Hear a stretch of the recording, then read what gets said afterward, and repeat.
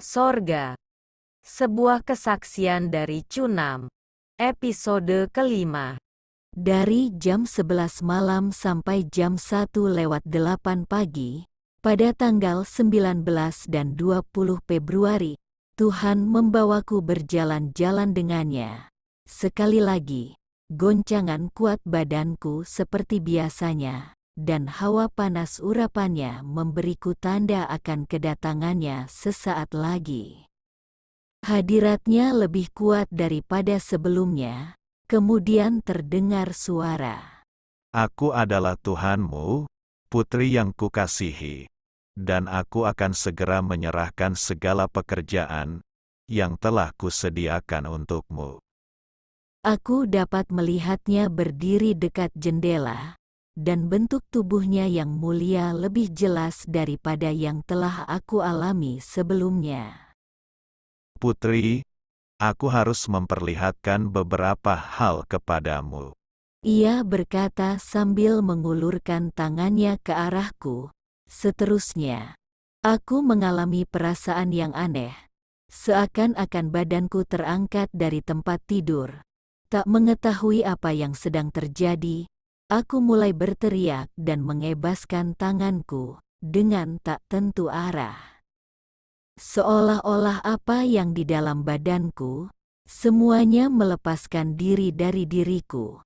Suatu pengalaman yang tak dapat digambarkan, bahkan aku meraba-raba badanku untuk melihat, apakah keadaannya masih sama. Aku bertanya-tanya, kalau aku sudah mati. Pikiranku jernih, dan aku sedang merintih dalam rohku. Tiba-tiba aku sadar bahwa aku sedang bersama Tuhan, memakai jubah putih seperti Dia, tubuhku baru, aku seperti seorang gadis muda lagi, bahkan rambutku panjang dan lurus.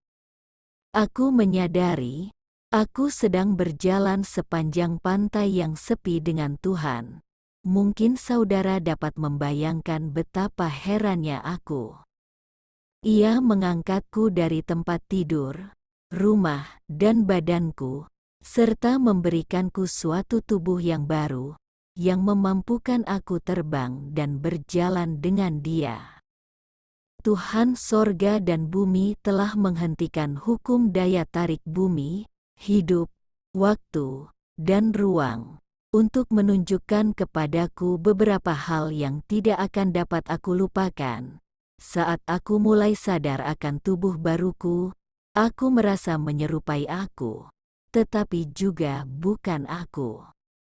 Aku pernah mendengar tentang pengalaman di luar badan sebelumnya, tetapi dalam hal ini aku telah ditarik dari tubuh jasmaniahku dan ditempatkan ke satu tubuh yang bukan aku, tetapi itu adalah aku.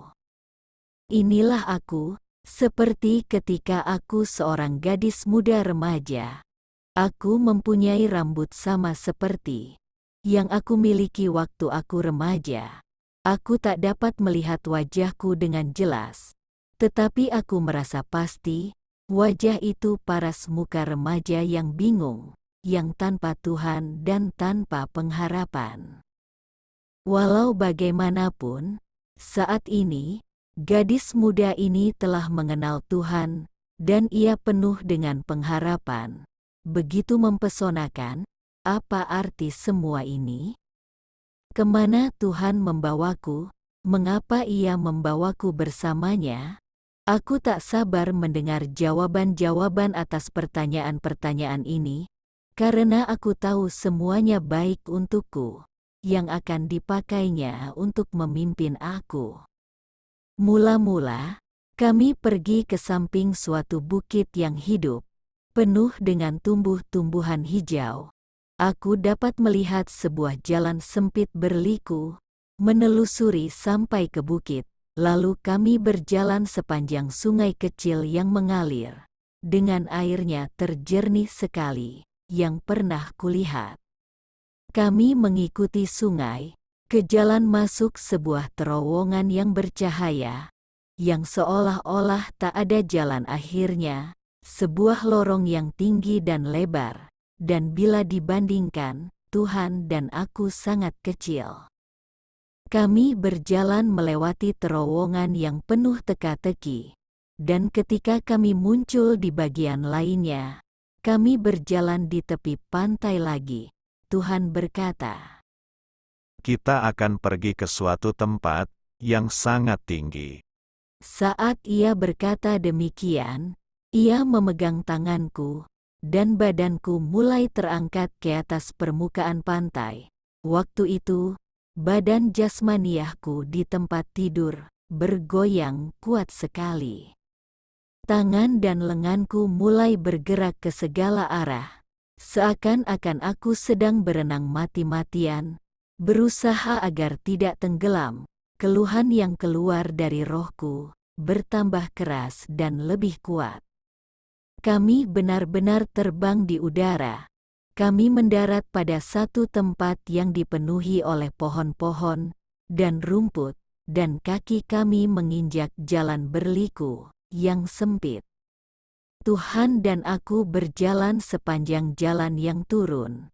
Dari puncak bukit, akhirnya kami sampai pada sebuah pintu gerbang putih yang berdiri di depan sebuah bangunan putih yang besar.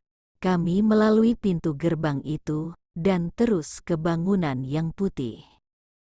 Kami masuk dan berjalan sepanjang gang yang panjang, menuju kepada sebuah ruangan yang sangat luas, di mana kami masuk. Ketika aku melihat ke bawah, aku baru sadar bahwa aku sedang memakai jubah yang lain daripada yang aku pakai di pantai. Dan aku dapat merasakan sesuatu yang berat sedang terletak di atas kepalaku. Aku meraihnya dan menemukan sebuah mahkota yang indah telah diletakkan di sana tanpa aku sadari. Kemudian aku langsung memandang Tuhan. Ia sedang duduk di atas tahta, dan ia memakai pakaian yang bercahaya, dan mahkota emas yang lainnya bersama dengan aku, bersujud di atas lantai, dan meniarap di hadapannya. Dinding ruangan itu terbuat dari batu-batu besar yang bersinar dan gemilang. Batu-batu yang beraneka warna mengakibatkan ruangan itu hangat dan gembira, meskipun penuh misteri.